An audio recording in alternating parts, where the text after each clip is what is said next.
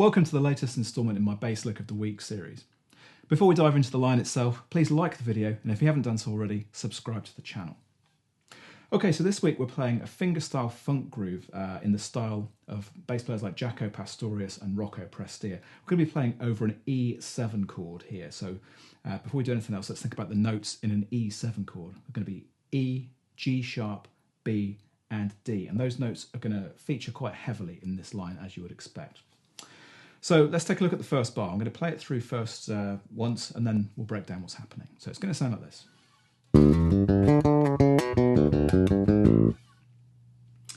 Okay, so as you can hear, this is a continuous run of 16th notes, and you might have heard that there are some nicely placed slides and pull-offs in there as well. We've got some open strings that are being used as to fill up the gaps, if you like. We'll talk about those in just a moment.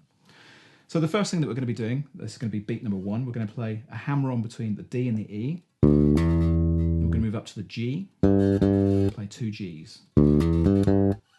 That's beat number 1. Moving on to beat number 2. We're going to play 2 Ds. This is on the G string, 7th fret, 2 Ds. And the second one is going to slide downwards to C sharp. After we've slid into that C sharp, we're then going to play it again. So we get 2 Ds and 2 C sharps, but there's a slide in the middle.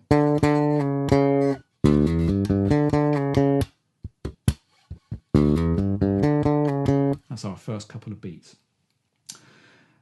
Moving into the third beat, we're going to pull off from that second C sharp that we just played. So we're going to pull off to sound a B, which you can fret there with your first finger. And then we're going to play the B the second time with the picking hand. So for each of these C sharp and B notes, the first iteration is arrived at firstly by a slide and then by a pull-off, and the second iteration of the note is played with the picking hand. Can be a little bit tricky to get your fingers around in terms of the timing because it's quite syncopated, but it sounds really slick once you put it all together. Now, the first 2 notes of the third beat are those 2 Bs. We're going to follow those with 2 open D strings. Now, these open strings are being used really just to maintain the 16th note pulse, but we can get away with doing this because the Ds are the 7th of the underlying E7 chord, so it's a chord tone that we're using here. Now, in the fourth beat of this bar, we're going to play something called a double chromatic approach, and the way this works is you have a target note, and in this case the target note is going to be the G sharp, major third of the chord, and that's played at the 6th fret of the D string. And what we're going to be doing is approaching it chromatically from below. We're going to use 2 chromatic notes below to approach it. So we're going to play F sharp, G, into the G sharp. It's what's known as a double chromatic approach. Now that gives us 3 notes, 3 16th notes of the fourth and final beat of the bar. The final 16th note is going to be an open A string. Now when you put all this together, you get this. So a continuous run of 16th notes made a little bit easier for the picking hand with the use of some slides, hammer-ons, pull-offs, things like that. Okay, moving into the second bar of the line, we're going to begin with this phrase. So we have our hammer-on from the D to the E. We're going to follow that with 2 open E's, all 16th notes again. Now that second open E is going to tie across into the first part of the second beat. We're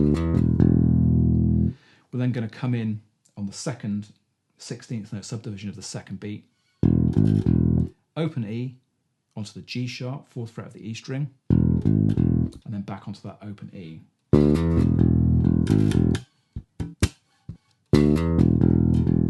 That's the first 2 beats of the bar. We're then going to carry on sort of bouncing along the E string. So A, back to the open E, A sharp, or B flat if you want to call it that, back to the open E. That gives us the third beat. And then in the fourth beat, we're going to slide from that A sharp or B flat into the B, up to the D, and then back down onto the B. Very heavy on the chord tones again. So we've got the D and the E, that gives us the 7th and the root. Dropping down to the major third, the G sharp, then we're coming up to the 5th and the 7th again. So yeah, as I said, very heavy on the chord tones.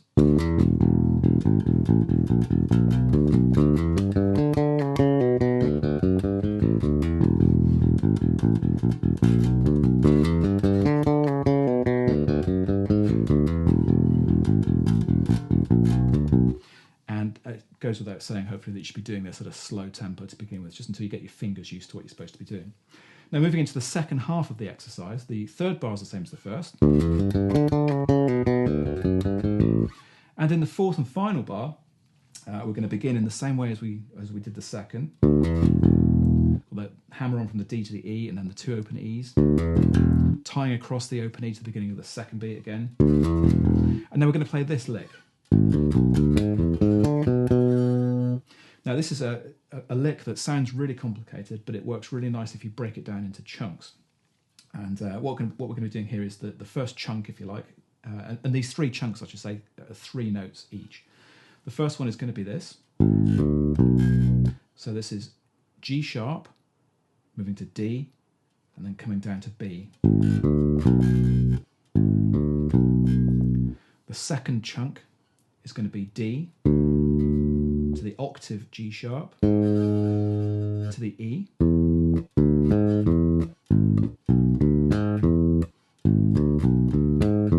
And the third chunk is going to be the same as the first, but an octave higher. So G sharp, D, and B. Played as a continuous run of 16th notes. So we're grouping this in groups of 3 groups of 3. But it's played as continuous 16th notes. And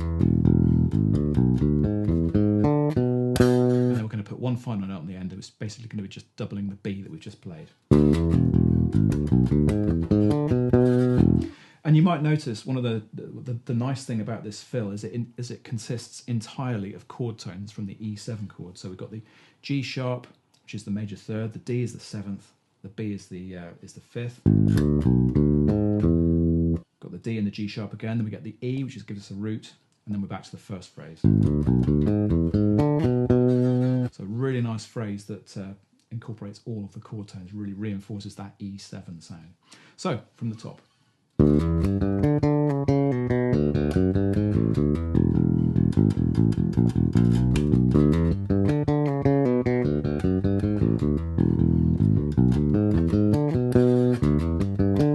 And then we head into the repeat. Okay, so that's it for this week's bass lick. Final thing I want to say is that in terms of the kind of tone that you want when you're playing a line like this, as with all fingerstyle funk grooves, really, they sound a lot better if you can favour the bridge pickup on your instrument, which is what I'm doing here, using more of the bridge pickup than I am of the front pickup. That gives you a nice, tight, funky sound, a little bit more bite. And I've rolled the tone control on my bass off just a little bit because I didn't want to be too bright, too much sizzle in the sound. So I've just taken off some of that top end with the tone control there. If you can do the same thing, that'll give you a sound that works really nicely for this week's bass lick. Thanks for watching the latest instalment in my Bass Lick of the Week series. If you'd like to download the PDF worksheet and the audio files for this exercise, just click on the link in the description below. And be sure to head over to basslinepublishing.com to check out my full range of video courses. Okay, I'll see you next week for another bass groove.